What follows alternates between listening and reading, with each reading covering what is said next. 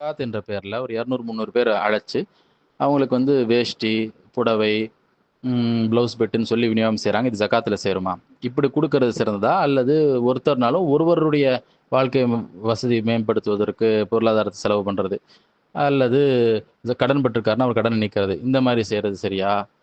அப்படின்னும் கேட்கிறீங்க. கூடுதலா, ஜகாத்து பெற தகுதியானவர்கள் யார் என்று அல்லாஹ் எந்த வசனத்துல சொல்றான் என்றும், ஜகாத்துடைய நோக்கம் என்ன என்றும், ஒன்றுக்கும் மேற்பட்ட கேள்விகள முன் வச்சிருக்கிறீங்க.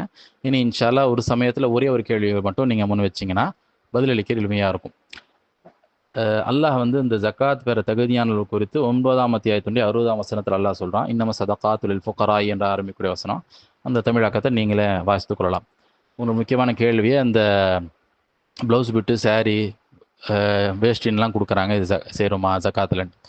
ஜகாத்து நபிகள் நாயகம் ஸல்லல்லாஹு அலைஹி காலத்துல வந்துட்டு, அதுக்குன்ட்டு ஆட்கள வச்சு என்ன செஞ்சாங்கன்னா, சஹாபாக்கள் அனுப்பி ஜகாத் வசூல் செஞ்சாங்க. ஆடு, மாடு, ஒட்டகத்துல இவ்வளவு ஜகாத். அதுக்கு தனியாக சட்டங்கள் இருக்கு. புதையல்லாம் அதுக்கு சட்டம் இருக்கு. இப்போ ஒவ்வொன்னுக்கும் வந்து கணக்கீடு இருக்கு, சட்டதிட்டங்கள் இருக்கு. அதற்கு ஏற்ப ஜகாத்த வசூல் செய்து கொண்டு வந்து நபி ஸல்லல்லாஹு அலைஹி இடத்துல வழங்குவாங்க. அது வந்து நபிகள் நாயகம் ஸல்லல்லாஹு மக்களுக்கெல்லாம் கொண்டு போய் என்ன அந்த ஏழை எளியவருக்கு கொண்டு போய் சேர்ப்பாங்க. ஆனா இன்றைக்கு நாம வாழக்கூடிய நாட்டுல இஸ்லாமிய ஆட்சியும் கிடையாது. இஸ்லாமிய நாடுகள் அப்படிங்கிற இடத்துல இந்த மாரி கரெக்ட்டா சிஸ்டமேட்டிக்கா இந்த மாரி செயல்படுத்துவதும் கிடையாது ஜகாத்த. இப்ப நாம அல்லாஹ்வுக்கு அஞ்சியவரா இருக்கிறோம்னா, நாமளாக தனிப்பட்ட அளவுல ஜகாத்து குடுத்துக் கொள்ள வேண்டியது தான் அப்படிங்கிற நிலை தான் இருக்கு. இங்க தமிழ்நாடு போன்ற மாநிலத்தில, இன்னும் மற்ற மாநிலத்திலலாம் ஒரு ஜமாத்துகள் என்ன செய்றாங்கன்னா, அவங்க கலெக்ட் பண்ணி அவங்களுக்கு குடுக்குறாங்க. அதுலயும் பார்த்தீங்கன்னா, ஊழல் நடக்குதுன்ட்டு ஒரு பயமும் இருக்கு. அந்த மாரியும் நடந்தும் இருக்கு. மக்களிடத்தில வந்துட்டு பெறப்பட்ட காசு அந்த மாரியும் செய்ததும் நம்ம அறிந்ததாக இருக்கு. அப்ப நமக்கு தெரிஞ்சவங்களுக்கு குடுக்குறது சிறந்ததா இருக்கு. அப்படிப்பட்ட நிலையில தான் நம்ம இருக்கிறோம். நம்மளுடைய குடும்பத்தார்ல இருக்கக்கூடியவங்களுக்கு இம்பார்ட்டன்ஸ் குடுத்து குடுக்கலாம். இப்ப நீங்க முக்கியமா கேட்கறது, இப்போ இந்த காசு பணமா குடுக்கறது சிறந்ததா? சரியா? அல்லது அ வ பொருளாவே குடுக்கிறதா அப்படிங்க. இதை பொறுத்தவரைக்கும் மார்க்கம் வந்து இப்படிதான் குடுக்கணும் என்று சொல்லல. கால சூழலுக்கு ஏற்ப எது சிறந்ததோ அதை நாமளே தேர்வு செய்து கொள்ள வேண்டியது தான்.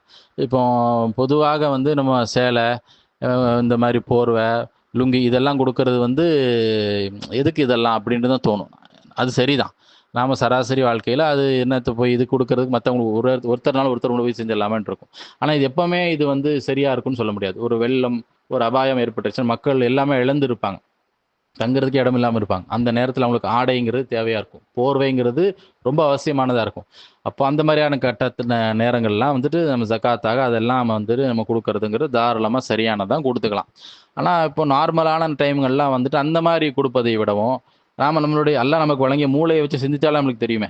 எப்படி குடுப்பதன் காரணத்தினால பயன் அதிகப்படும். நரும் ம ம மறுமையிலும் நம்மளுடைய கூலிய அதிகப்படுத்திக்கலாம் நம்ம சிந்திச்சோம் அப்படின்னா, நமக்கே நம்மளுடைய மூளையே எது சரியானதுன்னு சொல்லிரும்.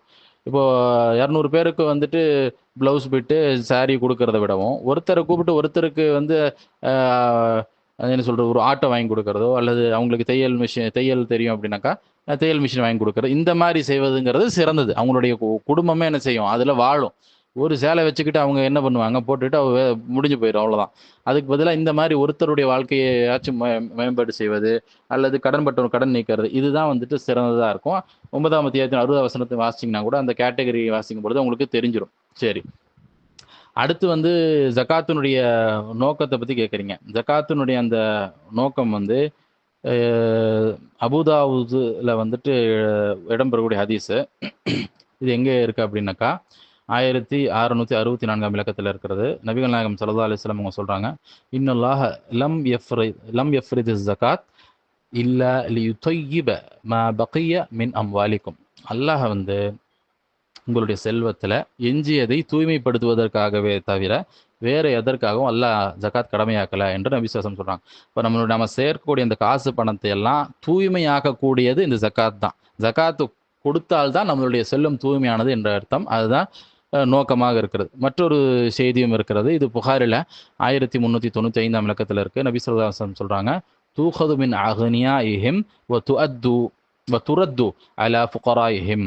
நபி ஸல்லல்லாஹு அலைஹி வஸல்லம் என்ன சொல்றாங்க அப்படின்னா, ஜகாத்துங்கிறது வந்து மக்கள்ல செல்வந்தரிடம் இருந்து எடுத்து ஏழை எளியவர்களுக்கு வழங்குவது அப்படின்ட்டு நபி ஸல்லல்லாஹு அலைஹி வஸல்லம் வந்துட்டு இலக்கணம் சொல்றாங்க. அப்போ இதெல்லாம் தான் வந்து நோக்கமாக இருக்கிறது. எனவே வந்து உங்களுடைய கேள்வி அனைத்துக்குமான பதில் வழங்கப்பட்டிருக்கு. இந்த கேள்விக்கான பதில் வழங்கியவர் இம்ரான் கோவையிலிருந்து. இன்ஷா அல்லாஹ் அடுத்த முறையிலிருந்து ஒரு சமயத்தில ஒரே ஒரு கேள்விய முன்வைங்க.